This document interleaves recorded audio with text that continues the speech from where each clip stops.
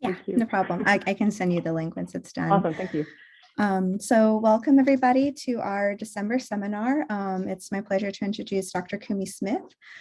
She's an assistant professor in the Division of Epidemiology and Community Health at the University of Minnesota Twin Cities.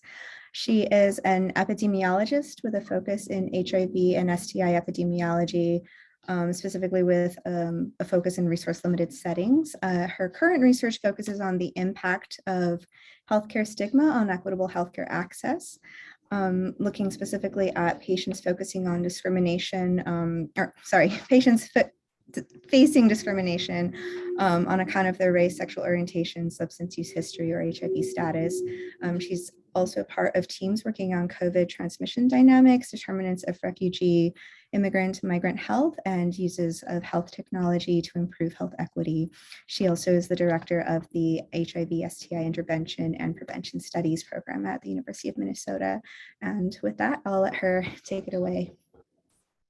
Thanks, Talia, and it's nice to meet everyone. My name's Kumi, and it's just really fun to interact with Talia as a faculty because we were postdocs together at Hopkins, mostly honestly swapping hamster videos on YouTube and such. Sorry, Talia, I'm like adding up now.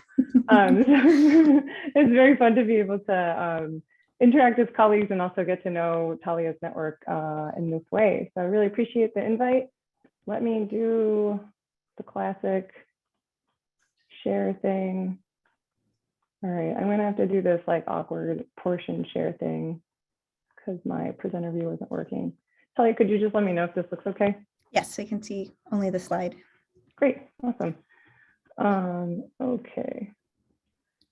So as Talia mentioned in that very generous intro, I do some work in intersectional stigma, or just stigma in general, and particularly in cases of patients with HIV. So I'll be sharing a little bit about this very new project that we just got some baseline results back from. And so I'm excited to share with you. And I also beg for some of your understanding and patience as I'm personally kind of working through some of these results as I talk. So I'm really eager to kind of hear your thoughts and feedback on these results today. So just to make sure we're all on the same page, stigma is generally understood, but it's really in the healthcare setting that I focus. And in that place, that's really been a really important case to look at how stigma affects people's lives and specifically patients who are seeking care.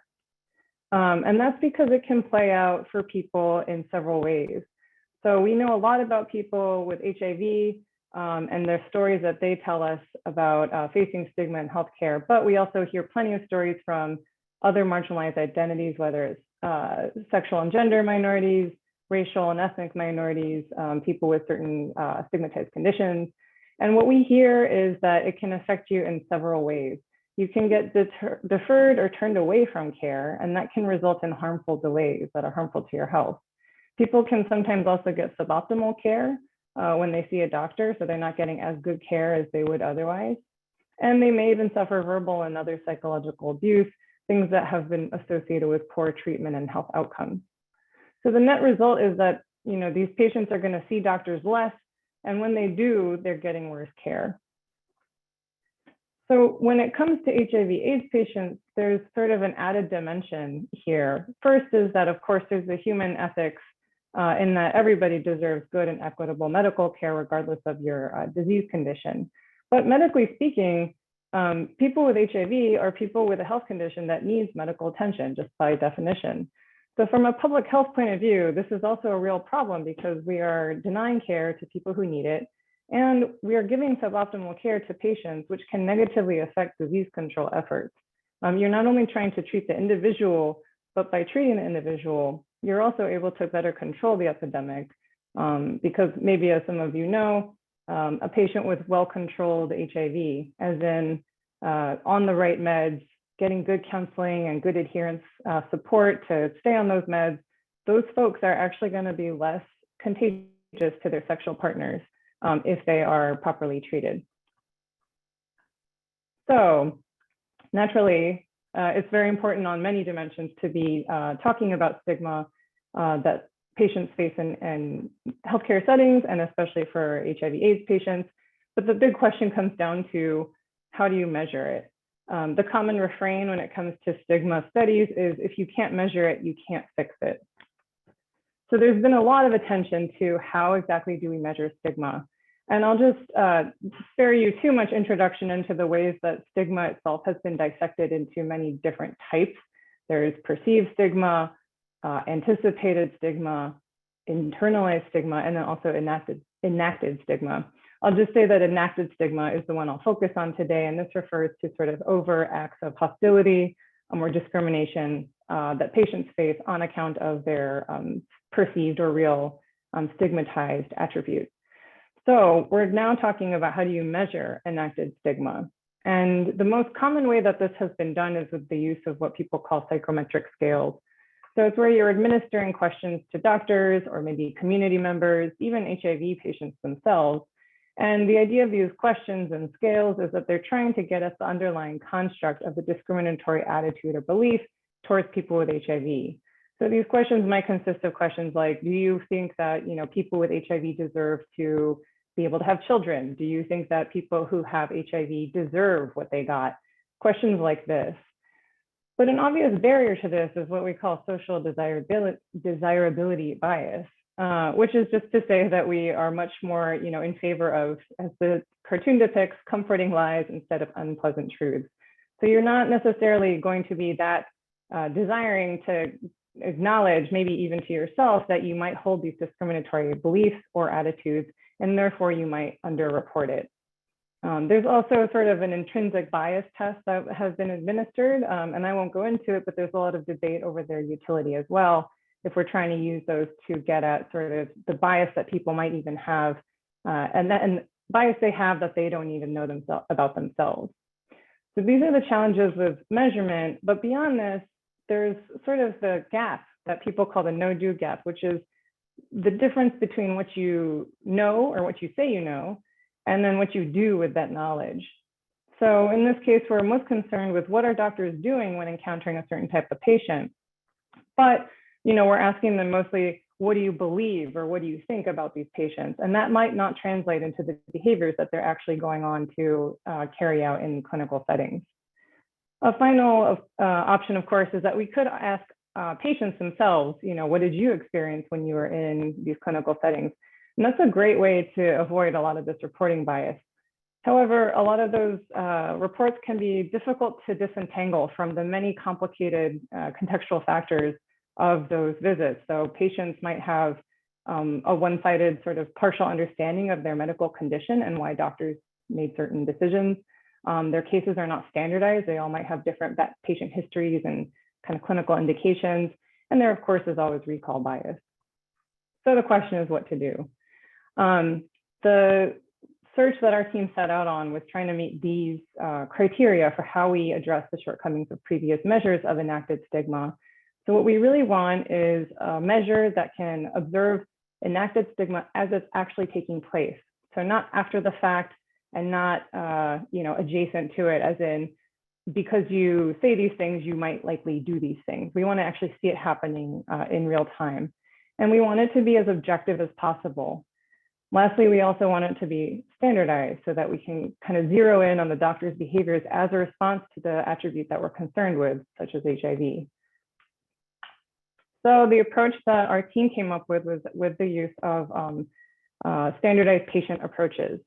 So standardized patients, folks may have heard of them before, but they're hired actors who play patients and then give medical learners experience in gaining sort of clinical bedside manner practice. So it's a common sort of practice in medical schools, but it's also administered to medical learners sort of throughout their careers. It's a part of education where often the standardized patient or facilitator runs through a scenario with a medical learner, and then immediately after tends to give them sort of feedback and pointers on what they could do better. So in this in this picture, the standardized patient is actually the person in the red scarf seated on that table. The learner is the person in the jacket. And I think this person sitting on the outside listening in is probably a facilitator or other sort of education consultant. But the kind of more interesting ways in which standardized patient approaches have been used is in what we call unannounced standardized patient visits, where we sort of hire actors from the local community to present cases in local clinics and then observe the kinds of performances that doctors exhibit. Consent is always obtained beforehand in these types of situations, but the doctors are not told when the visits are going to happen or who's going to come. So the hope is that they'll forget and not realize that someone is an SP. And this allows us to observe as best we can the directly observed clinical behaviors of these doctors without triggering what we call the Hawthorne effect, which is the tendency for providers to change their behaviors when under observation. So my research partner and my co-PI in this project, Sean Sylvia, he and his team have used this approach effectively in many situations. Here's a paper that they presented where they evaluated primary healthcare systems in rural China to see how well doctors there were doing in detecting tuberculosis. So it can be used in a lot of different disease cases, and this is just one example. But in our case, we're not just saying whether or not care was, just good or bad. We actually want to see how much we think that the potential for sort of stigmatization and discrimination of a condition like HIV might affect what happens to that patient. And this is where we introduce sort of an experimental audit component. And there's a lot of examples of this in the studies of how racism or sexism affect, in this example, for example, job hiring in the social science literature. So this has been done in a lot of different approaches. And the whole idea is that you sort of, as the researcher, introduce an experimental component while controlling all other aspects of the case, allowing you to kind of isolate the effect of that discrimination. So what do I mean by that? Well, what we did was we did the classic unannounced standardized patient or SP visit. So we are sending out patients or fake actors to these clinics to go conduct a case visit. But what we're doing is we're actually sending them out to do 4 different scenarios. And we're varying their scenarios both by HIV status and by their same-sex behavior. So in this case, we had all male standardized patients who said whether or not they were men who have sex with men, which is what MSM stands for.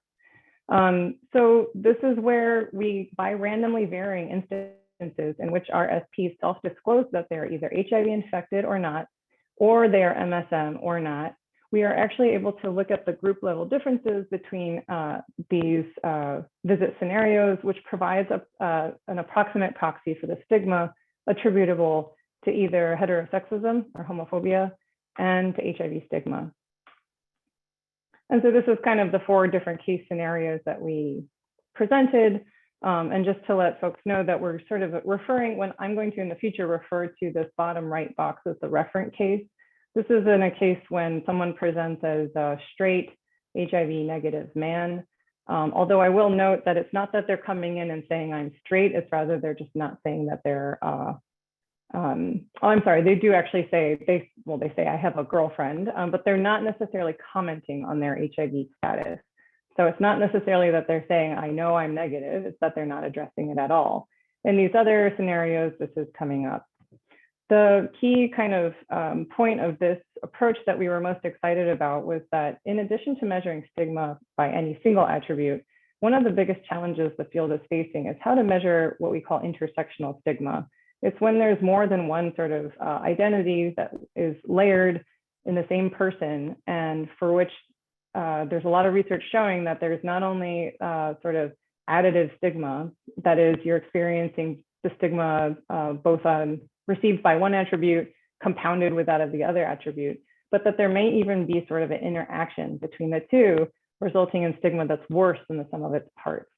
So we were able to try to get at this question by comparing essentially what happens in the cases where people present both as a gay man and with HIV versus cases when they present as neither. And finally, you might just wonder what exactly are the value of these cells that we're talking about? What exactly do we mean by these like 4 cells? Sorry, and I'll come back here. And essentially what we're saying is these are the values of these cells are the average quality of care received by all the SPs who presented as that sort of case scenario. And this is kind of how our hypothesis of how stigma works, which is that you're going to have sort of less good quality of care, depending on what kind of stigmatized attribute you're presenting. And so if we compared, for example, the average quality of care in this cell versus this cell, that would tell us about the impact of intersectional stigma.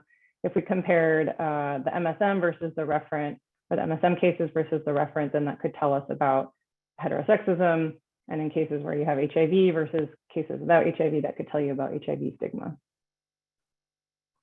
So now I'll just tell you a little bit about how we actually applied this. I'll take you on a little flight to Guangzhou, China, which is where our study takes place. I've been working in China for about 15 years, and I did my graduate work at UNC Chapel Hill, and we have a pretty strong relationship with a STD control center in Guangdong province. And so this is where I've kind of partnered with folks for, I think, the past 10 years or so. It's a beautiful city if you ever have a chance to go.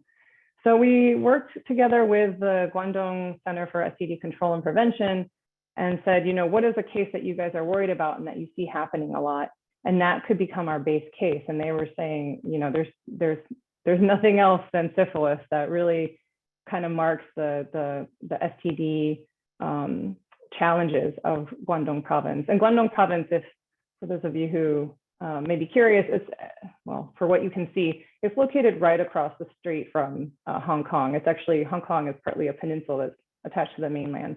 So there's been a lot of really interesting history around STD epidemiology in China because Guangdong was sort of the first entry point of foreign direct investment, also human migration, as China decided to open up its economy in the 1980s.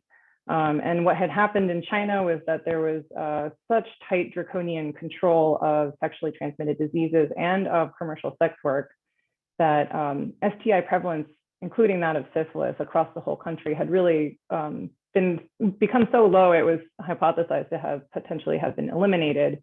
And then when STIs were reintroduced back into the country via the portals of places like Hong Kong and Guangzhou, we saw this explosive reaction in the epidemiology. And the theory is because the populations had at this point lost the herd immunity that they had retained from latent syphilis, which is where a lot of cases actually tend to live in sort of endemic areas. So it's been a really kind of interesting situation to see what has happened with syphilis in China and specifically in Guangdong province where we work. That's a little bit of a sidebar. But so syphilis was the case that we decided to choose for that reason. It's not uncommon in Guangdong. It's also a very, it's a high morbidity disease with pretty interesting case presentation and something that our colleagues really wanted to just test just organically, how well are our doctors going to do identifying cases of presumed syphilis that they get presented. So for those of you who are a little less familiar with syphilis, it has very sort of interesting clinical manifestations. The manifestations are protean, as in they come and they go. So you actually, this presented a great opportunity for us because you don't need a physical symptom to make a credible syphilis case presentation. You could show up and say, I used to have this symptom. I'm a little worried about it. Could you tell me, you know, what to do? And so this is kind of the typical disease course, not representative of every case, of course, but typically you'll have primary infection, which is that there'll be a chancre, or it's basically a painless sore at the site where the syphilis spirochete enters the body. And that'll be at the site often where sort of contact with a sexual partner was made. So you'll tend to see that mostly in the genital area, but also sometimes in the oropharyngeal area. Then those primary symptoms go away, and a few weeks later, unless the person has cleared the infection, you'll progress on to secondary infection. And this is sort of a systemic, like body-wide infection where you can get sort of rashes all over the body. But the real telltale kind of sign are these red rashes and splotches that happen on the palms of your hands and the soles of your feet. It's a very sort of classical syphilis symptom. And then lastly, for people who do go on to not clear it or not get treated, some portion of those folks will then proceed on to tertiary syphilis, where those symptoms will completely disappear and they will appear to be normal until the spirochete has, or until the bacteria has really entered sort of the larger organs and the disease manifests. Sorry, my little guy should have no symptoms at this point, but what you'll see clinically is that patients present with all kinds of problems, whether it's neurosyphilis, it can enter the heart, it can enter the eyes, it can really cause a lot of really severe problems that are also difficult to detect. Also because the bacteria is now living in parts of the body that are a little bit harder to run diagnostic tests on. So what we decided to do was to essentially present a case where our SPs are going in and saying, I used to have these kinds of, I used to have these rashes. I had some kind of chancre, quote unquote, down there is what we had them say, but they have not progressed yet to secondary syphilis. This is a really kind of classic case of can the doctor deduce what's going on?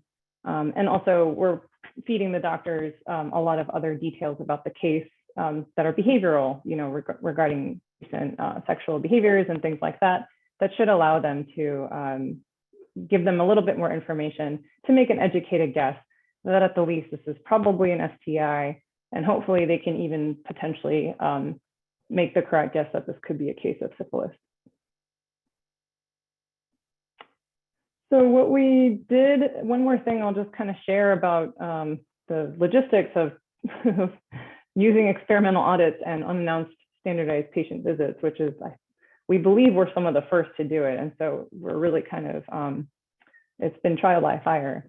But one thing that we've learned is that if we're going to plausibly observe how providers react to someone presenting as HIV positive or as an MSM, that we need to have a plausible way for these SPs to kind of announce that this is their situation at the top of the visit. Otherwise, we can't consider the provider's reactions to be responsive to the actual case scenario that we're testing. So this is our best attempt to devise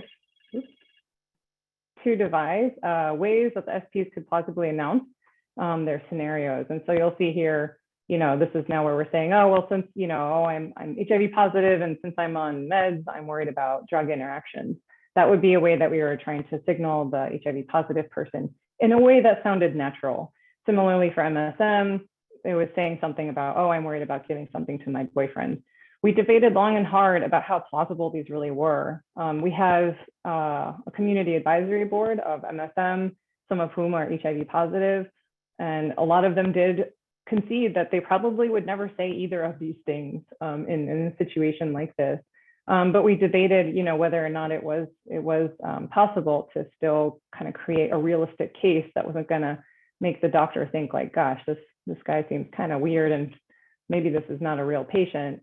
And so we sort of practiced at length, and there was a lot of training and working with volunteer doctors to try to make these cases realistic. And this was our best attempt.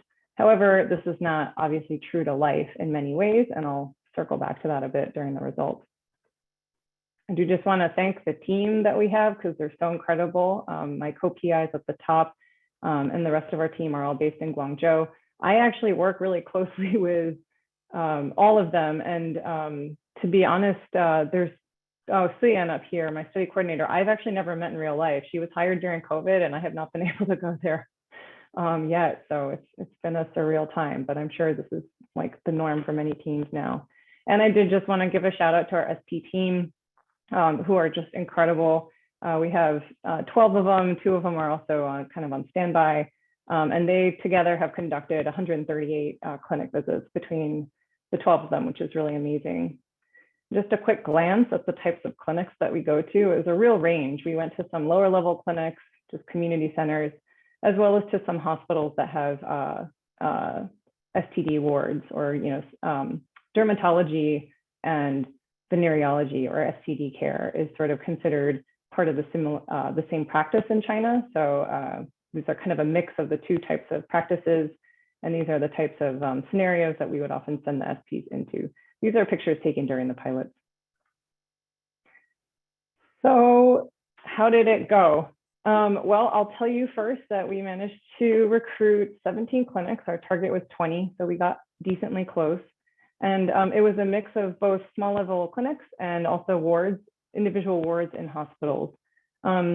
Across them, we had an average of about 5 full-time specialists who specialize in STD dermatology care. And these are sort of the characteristics of those folks. So you can see that they're about average of 42 years old, a little bit more men than women, but generally evenly dispersed. And the bulk of them are sort of intermediate level, career level doctors. They do tend to work 40-hour weeks from what we can tell. And their annual income of about $23,000 is about a little bit higher than the median in Guangzhou of $21,000. But it does show you that doctors in this kind of specific field and working at this level are not considered to be making heinous amounts of money. They generally seem to be relatively neutral on whether or not they found their income to be satisfactory. This is an interesting question that my co-PI is a health economist. And so he was always saying it's not that useful to ask people about their incomes. We want to ask them about how satisfied they are with them. And finally, this is a pretty well-trained group. About 80% of them have taken part in a training held by our research partners at the Guangdong STD Control Center before. So I think that will also kind of manifest a little bit later as well. Before I share the results, I did just kind of want to explain how they're organized. Obviously, when I keep saying quality of care, it sounds so concise and straightforward, but it is anything but. Obviously, medical care can get broken down into so many different domains. And there's a lot of folks who are way more versed than our team in how this all works, but we did get some advice from them. And so this is just a screenshot of the very first page of a much longer checklist that we were administering to the SPs upon their completion of a visit. And so it was just question after question, did they do this, did they do that? And what we were trying to get at was essentially 4 different domains. And that comes down to the diagnostic testing that was conducted, what kinds of history taking did the provider conduct, what kinds of sexual health counseling did they provide, if any? And then we also asked them a few quick questions around patient-centered care, which I'll get to. And so, like I said, we managed to conduct 138 visits across all of these scenarios. And just to point out that we also made sure that these were randomized. Of course, the order in which each doctor received a different case scenario was randomized. The SP who was conducting that case was also randomized. So there was a lot of logistical kind of hoop jumping that we had to do to make sure that we were trying to control for any potential sources of variation that would not be from the case scenario differences, which is what we're of course after. So at long last, here's what we think happened. So to orient you, we really struggle with how to show these results in a way that's intuitive. This is not a very helpful way to show for people who have any challenges with color blindness, but we are working on it. But just to orient you, the 2 darker shades on the sort of the top of these every set of stacked bars, those are basically the HIV positive cases. The darkest on the top is an HIV positive MSM case. The next one down is an HIV positive straight case. Then the 3rd bar down is when the SP would present as a gay man without HIV. Again, this is not someone who's walking into the clinic saying, oh, I'm definitely free of HIV. It's instead someone who's not mentioning HIV at all. So it's either going to simulate a patient who doesn't know his status or who knows but is choosing not to disclose. So that is a limitation. Finally, the beige bar at the bottom is an SP who's presenting with neither of our attributes of interest. So that's what we're going to refer to as a referent case. And any stars indicate results in which the difference between that particular scenario and the referent case was statistically significant. So this is our sort of primary result, because what we really cared about is, the biggest question is, are they actually picking up on the fact that this is syphilis? And so testing is kind of the whole point. And we were really curious about that sort of first case. And generally, I would say we were overall pretty pleased at the high portion of overall visits where syphilis testing was recommended. And you can see that in that sort of first set of bars. However, it is a little bit disturbing to us that the doubly exposed, you might say in epi, but the folks who are saying that they are both HIV positive and MSM were the least likely to be recommended a syphilis test. We think that this could reflect the doctor's distraction by HIV as sort of the chief medical condition about which they're concerned. or their assumption that perhaps this is an HIV patient who has already told me they're on treatment. And so they might perceive that this HIV patient and their health and general well-being is already someone else's responsibility. I'll go into that a little bit in our sort of conclusions. Let's see. Yep, and then it also seems to, it holds that the doctors did not order as many other STD testing. So we were also looking to see if doctors might, order a chlamydia test or a gonorrhea test. This also happened less for HIV positive patients. And we think a similar kind of logic might ensue. Basically that these are HIV patients and there's an entire HIV treatment system that's kind of run through the government. It's very well known, very well understood and publicized in China. And so these doctors might be sort of assuming, too bad that this guy has, this sore that he's worried about, but, I'm sure he's in good hands. And then finally, it's pretty obvious and intuitive, but the HIV case, of course, HIV tests were not ordered for most of the people who presented saying that they had HIV, so that's relatively logical. But we are encouraged that the others were being recommended HIV pretty often. This is now clinically recommended in Guangdong province. And this is because HIV and syphilis co-infection is very common. Infection with one does increase the risk of infection with the other. And of course, the risk of transmitting onward to other partners increases in the same pattern. History taking was very revealing. I purposely made sure to keep the same x-axis so that you all could see how much white space there is here. So you can see how history taking was really uncommon. This is basically any questions that the doctors asked in the course of the visit around, for example, what's your condom use like?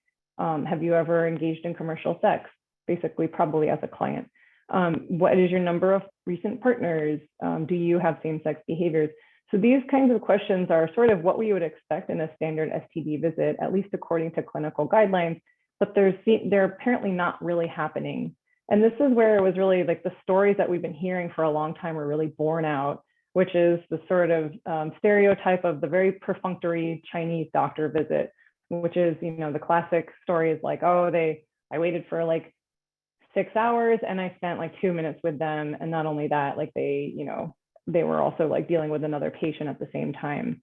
It's often a story that's sort of blamed on the lack of time that providers have and the very high patient loads that they face. But this is actually something we will be able to check soon because we can compare what history taking actually looked like across doctors who worked at very busy clinics versus less busy clinics.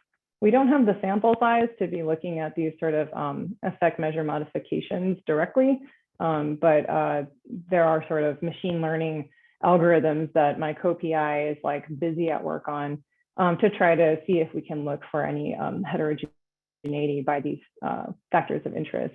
It is interesting to us too that commercial sex rarely came up, though when it did, it was far more likely for the referent case. And that kind of fits the common perception that commercial sex in China is sold by women to men or through women to men. But the gay male sex market is also rather vibrant in this part of China. So it's something that we do want to address with them in the future. The HIV cases where SPs presented as straight, we're likely not going to be asked about this as much because we did script in a girlfriend for this case. So it's going to not potentially kind of trigger that type of question about commercial sex. And this is why I wanted to let you know exactly how we were sharing these scenarios, because it does sort of preclude a lot of what we're potentially looking for in a quote unquote proper clinic visit.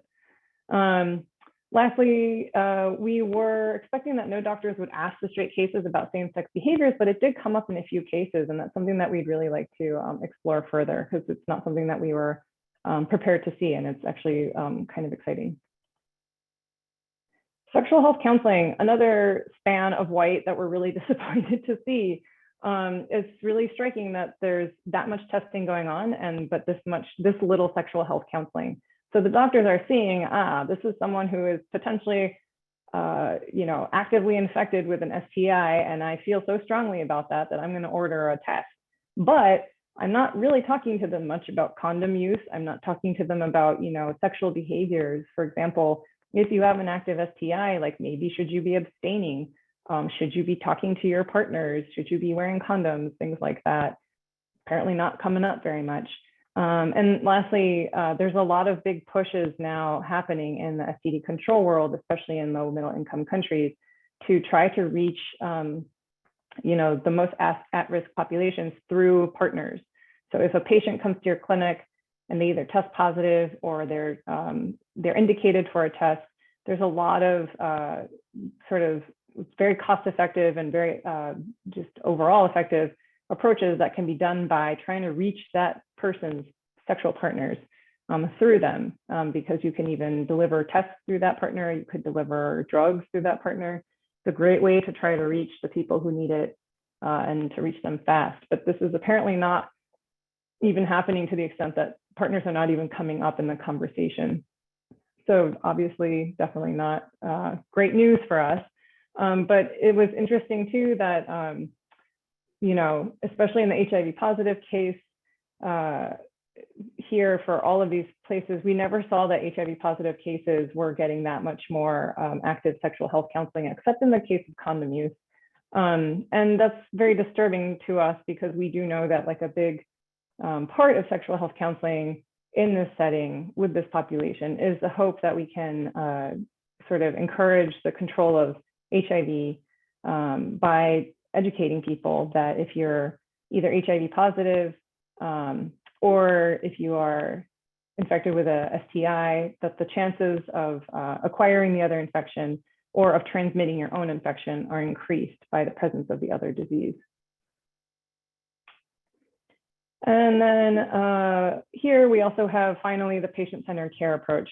So we're still learning about how these scales work, but on the left was sort of a composite of 7 questions about the provider's professionalism and sort of bedside manner. It includes things like their level of eye contact, physical signs of discomfort, and things like that.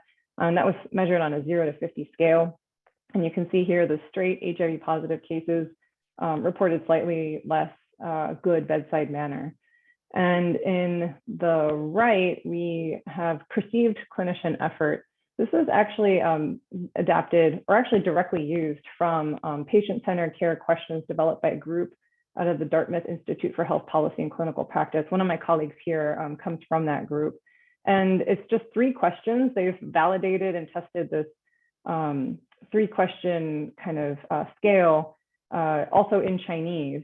And the idea is that it's really supposed to try to be able to capture how much effort is the doctor showing to try to help you, how much concern are they demonstrating for your problem, and how much are they trying to really listen to your issues when helping you figure out what to do next.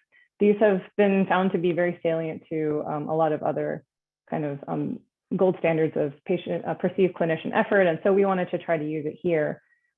Both for perceived clinician effort and bedside manner, I think what struck us the most was that they're relatively similar across all the cases, but there might be something going on with the HIV positive straight SP case, where it was a little bit lower for patient concerns and then a little bit lower for bedside manner.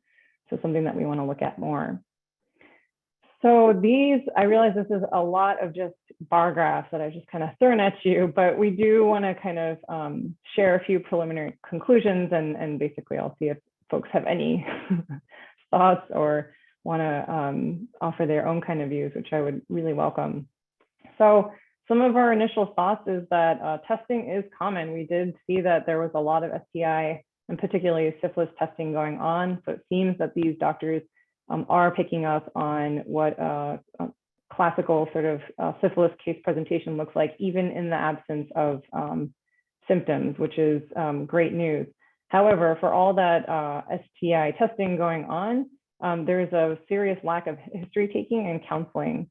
And the lack of counseling in particular is definitely concerning to us because it really misses those golden opportunities to help empower the patient to protect his partners or to pass sexual health information on to his own partners. And also to just encourage the positive behaviors to say, hey, good job coming in today. And I hope you keep coming in whenever you have concerns, because that is really how clinical care plays a serious role in the epidemiology of STIs, especially in this setting. and then also the lack of history taking, that is very interesting because we have spoken to a lot of MSM over our years of research, and many of them do say that they are, unless pressed or unless it becomes necessary, they do not really want to be sharing their own same-sex behaviors with doctors. However, if a doctor did ask, many of them did say that they would share their same-sex behaviors. So it does mean that there is a doctor's role to be played in the fact that a lot of MSM are being missed in clinical encounters simply because the doctor is not asking. And whether that's because the doctor is uncomfortable asking, doesn't know to ask, hasn't been trained to ask, is of course sort of our next hurdle that we have to try to clear. Then let's see, patient. Yeah. As I said, I'm still figuring out my own results here. Before moving on, I will just say one more thing about history taking and counseling, which is that our past research has shown that doctors, when kind of confronted with this question of, what more can you do to facilitate, the sort of STI and HIV prevention efforts that these control centers are trying to implement, a lot of them will push back and say, we are really clinicians. Our job is to treat the disease, and things like safe sex counseling or advising patients on what to do around sex, that's really the realm of, what they say is like psychological therapy or like counseling. And their attitude is not so much that that's embarrassing or gross or anything like that. It's that they feel underprepared for it. They feel like that's outside of my wheelhouse. I'm not trained for that, and I'm uncomfortable trying to take on something that I just feel like is way over my head. And so our goal in our intervention that we're building in response to this is to explore sort of the clinical identities of these doctors, and to try to figure out, how do they see themselves and what do they think is their role in not just, getting through the day and treating as many patients as possible, but also in sort of promoting population level health. So we're looking for ways to harness those feelings and to use them to equip and empower these doctors with just some of the most basic facts that they could be offering their patients that we think could be highly impactful. So basic sort of safe sex 101 pieces of advice that they could convey to their patients relatively quickly, without too much burden on themselves to remember all this new information, and that we think could be highly impactful. Lastly, I'll say that the patient experiences of HIV positive straight patients. So in this, I'm referring to sort of what we've seen here of a little bit of a sort of a negative experience among those who are, again, HIV positive, but not gay. Something we think might be going on there, and we do have interviews that were conducted with our SPs after every single visit, where they kind of describe in a more qualitative fashion what happened. So we think that delving into those interviews to like learn a little bit more about what might have been less positive there could be really kind of eye-opening. And in closing, I'll just say that I launched this talk being like, oh, intersectional stigma and like stigma measurement and da da da. And what we've really come to really believe at the end of this is that healthcare is multidimensional. That is not a surprise, but therefore, so too should be our understanding of stigma. So we can observe real life behaviors, but we still can't read minds. So if a stigmatized attribute is presented, we know that the doctor's behaviors can be considered responsive to that. But if a patient is showing up and saying nothing at all, doctors might start to draw on their own stereotypes or make their own assumptions, and we would be none the wiser because we can't see that. All we can see is sort of the clinical behaviors that they exhibited. So there's a lot of ways in which when you break healthcare down into its domains, we find that there's a lot of different sort of calculations that doctors are probably making along the way of whether this is appropriate, whether this might be offensive to the patient, whether they have time to be dealing with this problem. And of course, the sort of inherent discriminatory beliefs or attitudes that we think might be also playing a role. So trying to disentangle those is humblingly difficult, but we are learning a lot as we go. So that's it from me. I just want to share this really hilarious picture of these are our SPs during training. It turns out one of our SPs is a yoga instructor in like his day job. And so during trainings, he would get everybody to do like some yoga stretches to get everyone to relax a little bit more. So I really can't wait to meet our SP team when I can. But that's it from me. I'm happy to throw any slides back up if people kind of want to pick back through them, but I'm happy to take any questions or hear any feedback that people might have.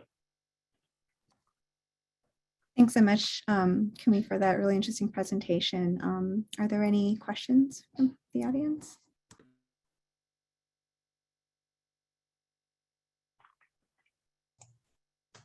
I have a question. I was just curious, so you're saying that a lot of the history taking sexual health questions were a lot less. And then you also mentioned because, time is in the America, North America, I mean, providers have limited time. There's so much charting. And so they're in and out really quick. Do you think that those questions were not asked as a result of that or own personal biases for them not asking? Or Yeah. maybe even a combination? No, it's a great question. And I mean, it's when I've traveled to China many times with clinicians who work in similar areas as the doctors that we encounter on the ground. So you're having like an American STD doctor and a Chinese STD doctor talking. And the Americans are always blown away by the patient loads that their Chinese colleagues are talking about. So we do know that on average, these doctors are busy beyond probably the imagination of a lot of American doctors. That said, they do have coding and billing is a lot more straightforward in China. A lot of sort of insurance is on a reimbursement basis. And so there's not a ton of the note taking and billing that I think is taking up a huge amount of North American clinicians' time. Not quite the same in China.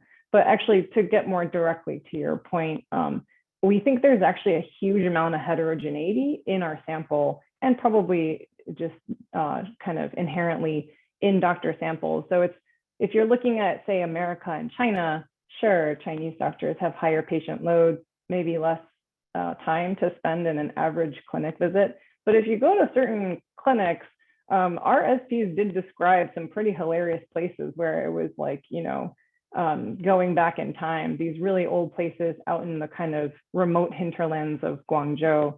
As big of a city as it is, there are some really very underpopulated and less developed areas. Clinics in places like those, clinicians would not be able to blame high patient load for what they were exhibiting. And this is where we will be needing to wait for my colleague to run his machine learning algorithms to be able to determine whether or not we can actually. So basically, we need to generate our own sample size to see if there is actually any heterogeneity across, for example, patient loads or any other indications of exactly how pressed for time are these folks. So it's a good question and one I think we'll be able to get at, I think, eventually.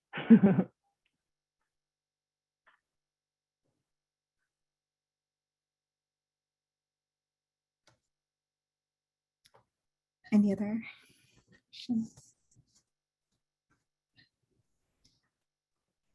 In the meantime, I can share a fun story, which was just that when we were piloting this approach, we had to decide on what to do about exams and how we have a huge protocol on how to protect our SPs because we don't want to be exposing them to any negative experiences in clinics.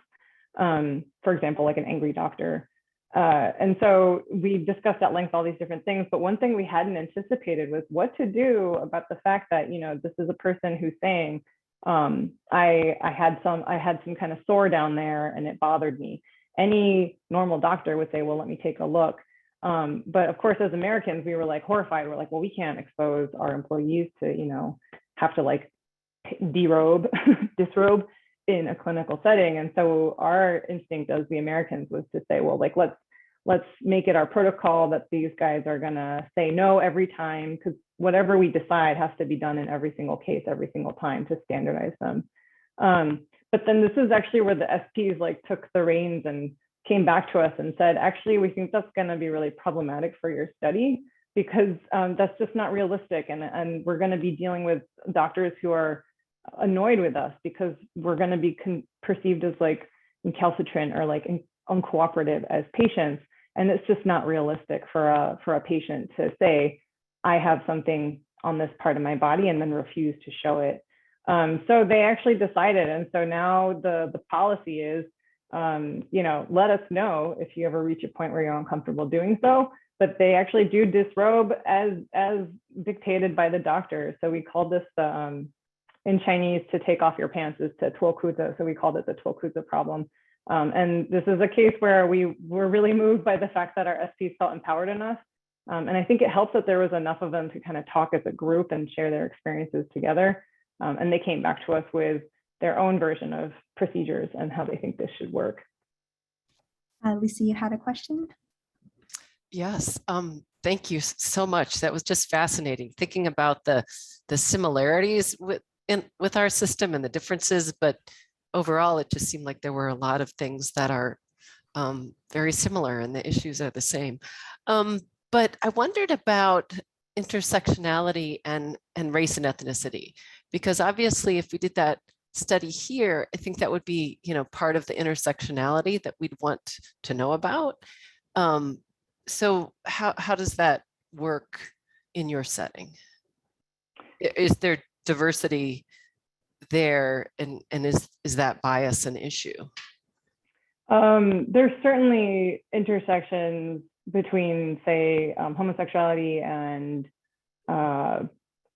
also HIV status, with many other things like class. There are ethnic minorities in China, and they actually do, because of the regions that they tend to live, do have higher risk of HIV. But it's obviously a completely different trajectory and history than in the States.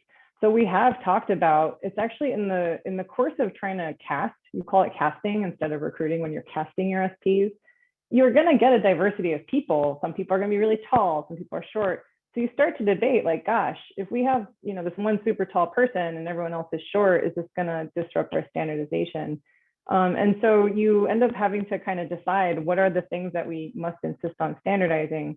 When you're talking about those things, you're essentially thinking, what other things are intersecting with this form of stigma that could be potentially feeding into our measure of stigma? And so I can tell you that there's an infinite number of things that if we were really going to do this, in an incredibly rigorous way, that we would want to control for. It could be diction, speech, dress, insurance status, complexion, all kinds of things that are conveyed to doctors. So we don't have the sample size to be exploring all those things in this study, but I can tell you we are replicating this study in the US to look at the impact of anti-Black racism on access that patients with opioid use disorder face when trying to access treatment for addiction. That is a much smaller study, and so we have even fewer things that we can kind of interact with there.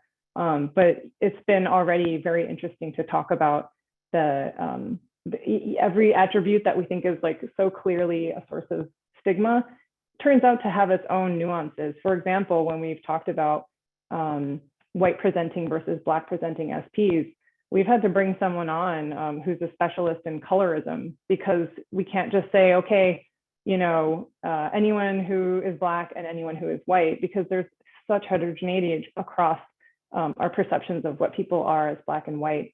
And Black and white is not necessarily simply visually cued, it's cued by many other things too.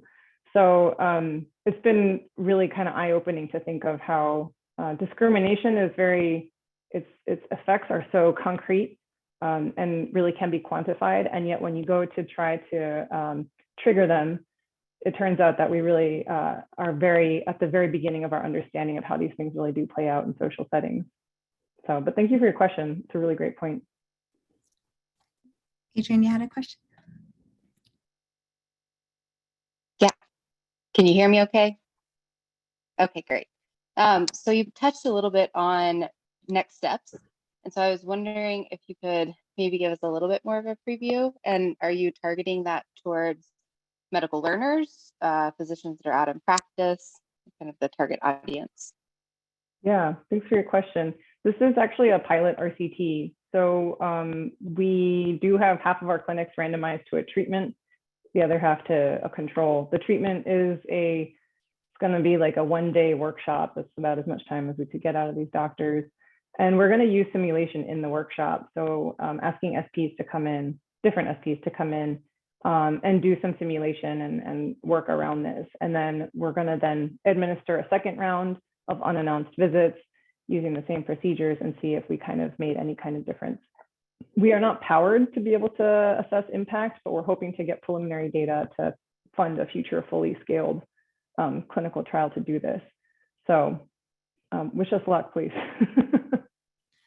There's a question in the chat kind of on a similar note that I'll ask for them, which is, are there any thoughts on implementing similar studies on the same methods in the US? I think you touched a little bit about it, or is there similar work ongoing in the US right now?